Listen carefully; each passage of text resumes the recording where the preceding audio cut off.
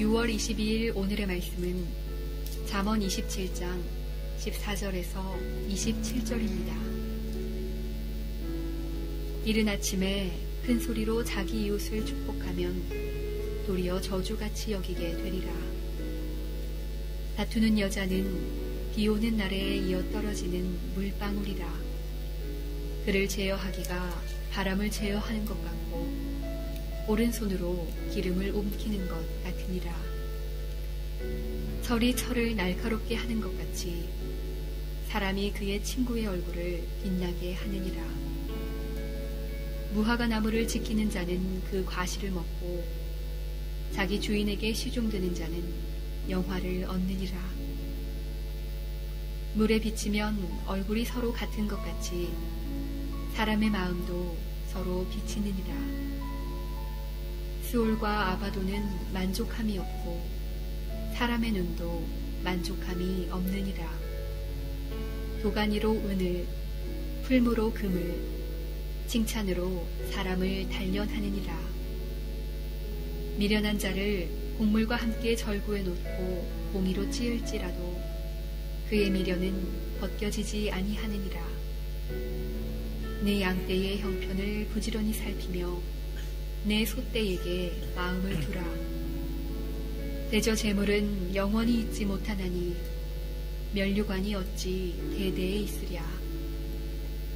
풀을 벤 후에는 새로 움이 돋나니 산에서 꼴을 거둘 것이니라. 어린 양의 털은 내 옷이 되며 염소는 밭을 사는 값이 되며 염소의 젖은 넉넉하여 너와 내 집의 음식이 되며 내 여종의 먹을 것이 되느니라. 아멘. 오늘은 서로를 헤아리는 마음이라는 제목으로 하나님의 말씀을 함께 나누겠습니다. 우리는 최근에 예배를 통해서 계속해서 잠언 말씀을 묵상 중에 있습니다. 잠언은 우리 삶의 아주 실제적인 부분을 다루는 부분입니다.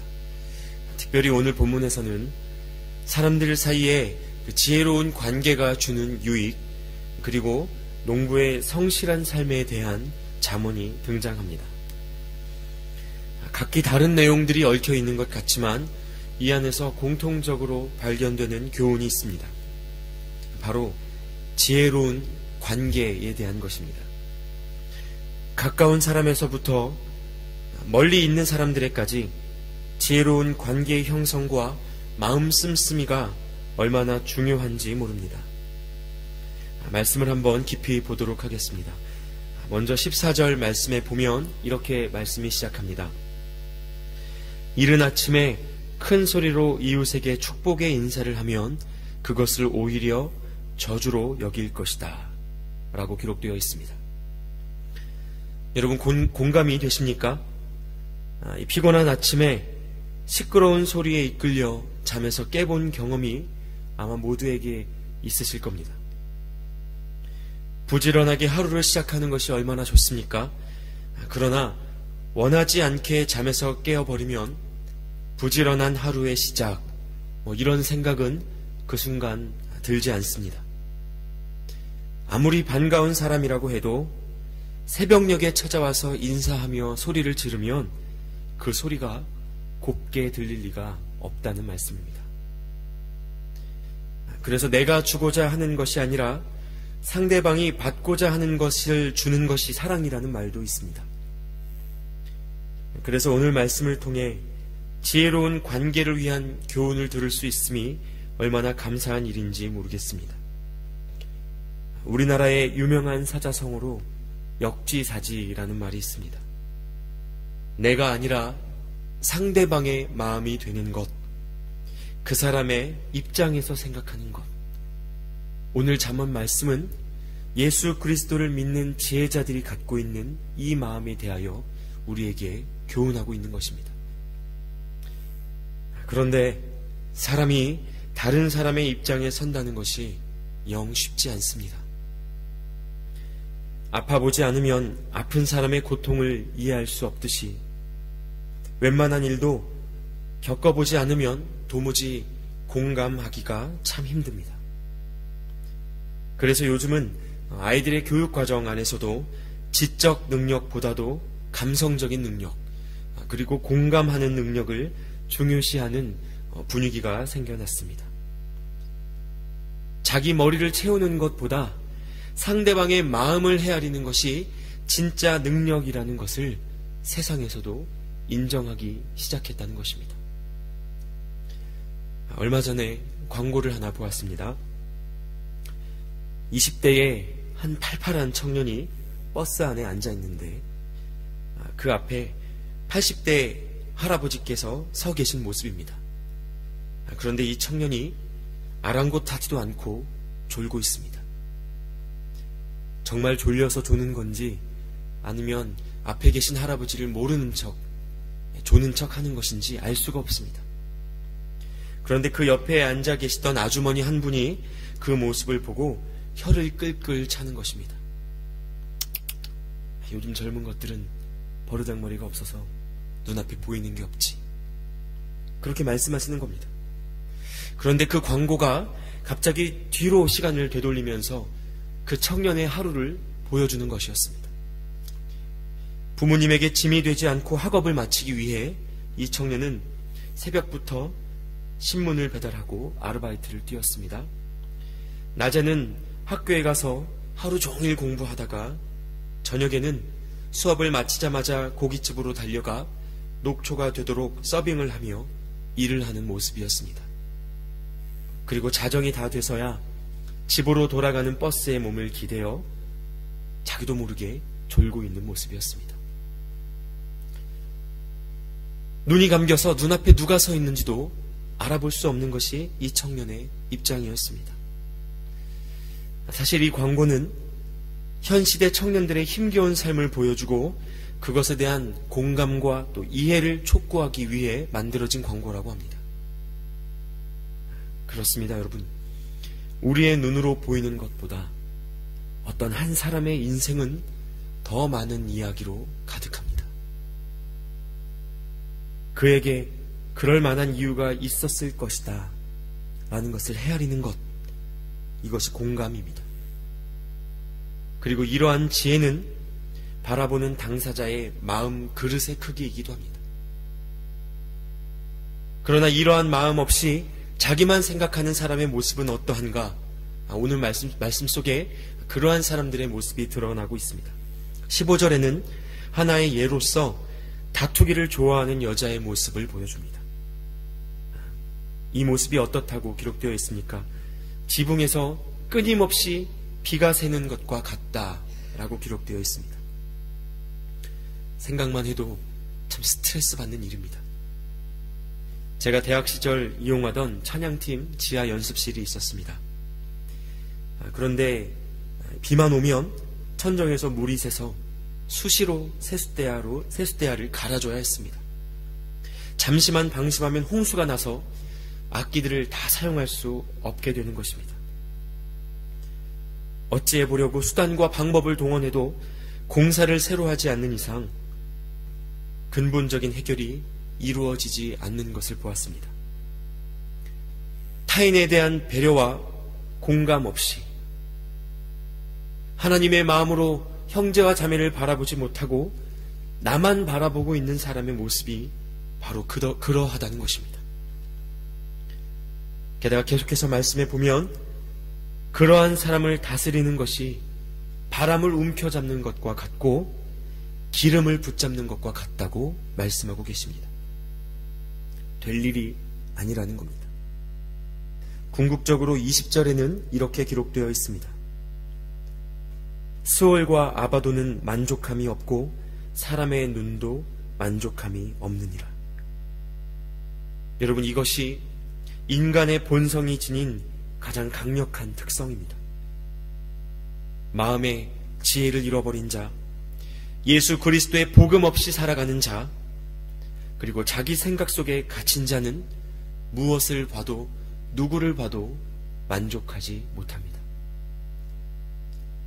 혹시 여러분 중에 이 사람의 모든 것이 마음에 든다, 나는 이 사람의 전부가 좋다, 아니 나는 이 사람에 대해 만족한다 라고 할 만한 그런 사람을 혹시 아는 분이 계십니까? 그렇다면 여러분 그 아내나 남편을 한번 만나보십시오. 그 배우자도 같은 이야기를 하는지 한번 들어보십시오. 우스갯소리가 될 수도 있는 이야기지만 제가 이런 말씀을 드리는 이유가 무엇입니까? 살아보지 않으면 모른다라고 이야기합니다. 장점만 가득할 것 같은 사람도 흠이 있고 단점이 있습니다. 인간의 눈으로는, 상대방을 판단하고자 하는 눈으로는 선한 것이 보이지 않는다는 것입니다. 그러므로 이것은 상대방의 한계 때문이 아니라 바라보고 있는 우리 눈의 한계, 우리 마음의 한계 때문임을 기억해야 한다는 것입니다. 바뀌어야 할 것은 상대방이 아니라 나의 눈이요, 근본적으로 우리의 마음입니다. 예수 그리스도를 믿는 자, 마음의 지혜를 가진 자는 그래서 판단하기를 무엇보다 두려워합니다. 내 마음이 아니라 하나님의 눈과 마음을 갖고 살아가기를 끊임없이 기도하는 사람입니다. 한편 이러한 삶의 실천은 그렇게 멀리 있는 삶이 아닙니다. 오늘 말씀 23절을 보겠습니다. 네 양떼의 형편을 부지런히 살피며 네 솥대에게 마음을 두라. 마음을 어디에 두라고 말씀이 권고하십니까? 네 양떼와 솥대에게 두라. 즉 이미 우리에게 있는 것, 가까이에 있는 것들, 하나님께서 우리에게 허락하신 삶의 영역들입니다. 이것은 하나님께서 우리에게 허락하신 것에 감사하며 그것을 전심으로 돌보고 마음을 쓰라는 명령입니다. 여러분, 이 말씀을 통하여 가정과 또 일터와 교회에서 우리가 마음을 쏟아야 할 양떼와 솥대가 무엇인지 생각해 보시기 바랍니다. 많은 이들이 이것을 참으로 많이 혼동합니다. 어디에 마음을 두어야 할지를 몰라서 중요한 가치들을 다 놓치고 삽니다. 최근에 한국 방송 중에 슈퍼맨이 돌아왔다라는 프로그램이 아주 많은 인기를 끌고 있습니다. 이 프로그램은 아빠들이 자기 자녀를 돌보는 일상을 보여주는 방송입니다. 그 안에 보면 배우 송일국은 자기의 아들 새 쌍둥이를 한 번에 양육하는 모습을 보여주곤 합니다. 그런데 이 방송을 보고 있노라면 이런 생각이 듭니다. 아니, 저 아빠들은 무슨 시간이 저렇게 많지?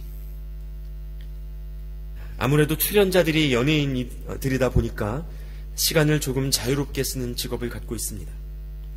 반면 한국의 웬만한 아버지들은 어떻습니까? 그럴 여유가 너무나 없습니다. 아빠들이 자기 자녀가 잠자는 모습만 본다는 말이 있을 정도입니다.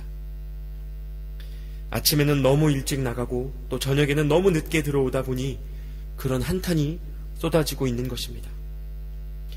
이런 현실적인 문제를 가지고 그 아버지를 탓할 수가 없습니다. 그러나 그럼에도 불구하고 이 프로그램이 주목받고 있는 이유를 우리가 잘 생각해 봐야 합니다. 이것은 오늘 말씀이 주는 교훈과도 상통합니다. 즉, 하나님이 허락하신 양떼와 솥대를 부지런히 살피는 목자의 모습이 이 안에 있기 때문입니다. 하나님께서 가정 안에 세우신 목자가 누구입니까? 성경적인 질서를 생각할 때 아버지란 존재입니다. 사회에 역행하여 살기란 힘든 일이겠지만 적어도 우리의 마음이 어디에 있어야 하는지 놓쳐서는 안 된다는 것입니다. 비단 가정뿐만이 아닙니다. 이 말씀을 가정 안에만 국한하시지 않기를 바랍니다. 주식 대박을 꿈꾸고 로또 당첨을 기대하는 많은 현대인들의 특징은 현재에 감사하지 못한다는 것입니다. 지금의 삶 속에서 마음을 쏟고 또 힘을 쏟아야 할 그것이 무엇인지 모르고 먼 훗날만 바라보고 불행한 삶을 지속합니다.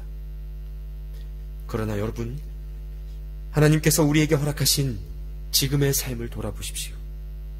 그 안에 이미 주신 솥대와 양떼가 있습니다. 내 죄된 자아, 만족을 모르는 자신의 욕심에 부대끼면 그것이 보이지 않습니다. 감사할 제목도 떠오르지 않습니다. 하지만 성령으로 충만함을 받으면 새롭게 보이는 것이 있습니다. 여러분, 이 하루를 살아가는 동안 하나님의 마음으로 그리고 성령으로 충만하시기를 바랍니다. 그러면 하나님께서 허락하신 귀한 사람들이 보일 것입니다. 사랑하는 가족들은 물론이거니와 함께 일하는 동료들, 그리고 가게 직원들, 주님의 몸된 교회를 함께 세워가는 지금도 여러분 옆에 앉아 계시는 우리 집사님, 권사님, 장로님, 그리고 목사님들, 이 얼마나 귀한 감사의 제목들입니까? 하나님께서 우리에게 허락하신 관계 속에서 우리의 솥대와 양떼가 무엇인지를 생각할 때, 우리의 마음이 어디에 있어야 하는지 생각할 때 너무나 많은 사람들이 우리 곁에 있다는 것입니다. 내 판단, 내 욕심을 접어두고 서로의 마음이 되어 하나됨을 이루는 그것이 얼마나 복된 일입니까? 오늘 말씀 24절은 이렇게 기록되어 있습니다. 대저 재물은 영원히 있지 못하나니 면류관이 어찌 대대에 있으랴. 여기에서 재물과 면류관이 무엇이겠습니까?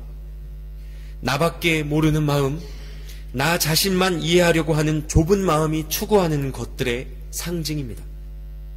재물은 곧 돈입니다. 부자가 되고자 하는 욕심입니다. 면류관은 무엇입니까? 남들 위에 군림하고 높아지고자 하는 명예욕, 권력욕입니다. 결국 이것들이 사람의 마음을 묶고 하나님이 주신 소중한 것들을 돌아보지 못하게 하는 것의 본질이라는 말씀입니다. 돈의 마음이 묶이고 면류관의 마음이 묶이면 내 곁에 소중한 사람들이 보이지 않습니다. 내가 마음을 두어야 할 솥대와 양떼가 보이지 않습니다. 그렇게 자기 자신만을 위한 인생을 살아가게 된다는 것입니다. 그런데 오늘 말씀은 이러한 것들이 영원하지 않으며 대대로 흘려보낼 수 있는 가치가 아니라고 강조하고 계신 겁니다. 그러나 반대로 양떼의 형편을 살피고 솥대의 마음을 다하는 삶은 어떻게 된다 말씀하시는가? 오늘의 말씀 후반부에 드러나듯 산에서 꼴을 거두고 또 염소의 젖이 넉넉하여 집에 음식이 되고 채움이 된다라는 사실입니다. 가까운 관계에서부터 먼 관계에 이르기까지 상대방의 형편을 살피고 마음을 두어 돈과 명예보다 더 귀한 가치를 얻게 된다는 것입니다. 오늘 말씀은 이것이 지혜임을 가르쳐주고 계십니다. 여러분, 지금 이 시간 우리의 마음은 어디에 있습니까? 부유해지고 높아지고 남들 위해 더 나은 인생을 살고자 하는 그런 욕심에 묶인 그저 내 입장만 보고 있는 이기적인 자아입니까? 아니면 하나님께서 허락하신 삶의 양떼와 솥대입니까? 우리의 좁은 마음을 넘어 허락하신 모든 삶과 관계 속에서 감사의 제목들을 발견하게 되시기 바랍니다. 하나님께서 허락하신 한 사람 한 사람, 내게 주신 솥대와 양떼의 형편을 살피고 그것에 마음을 두는 삶으로 가족과 이웃의 삶까지 풍성하게 하는 복된 삶을 사시기를 예수님의 이름으로 축복합니다. 이 시간 함께 기도하겠습니다. 하나님 감사합니다. 오늘의 말씀을 통해 우리의 마음이 어디에 있어야 하는지 돌아보게 하시니 감사합니다. 이제껏 내 눈이 보는 것에만, 나 자신의 삶에만 묶여있던 우리의 마음을 생각해 봅니다. 만족을 모르는 죄된 마음으로 바라보고 판단하며 오히려 변화받아야 할 내 마음을 깨닫지 못했음을 회개합니다. 이 시간 하나님께서 허락하신 우리 삶의 솥대와 양떼를 보게 하시고 참 하나님의 마음으로 그들을 돌보고 섬기는 데에 인색하지 않은 우리가 되게 하여 주시옵소서. 성령의 충만함을 받아 지금 드려야 할 감사의 제목들을 새로 보게 하여 주시옵소서. 도우시고 인도하시는 예수님의 이름으로 기도드리옵나이다. 아멘.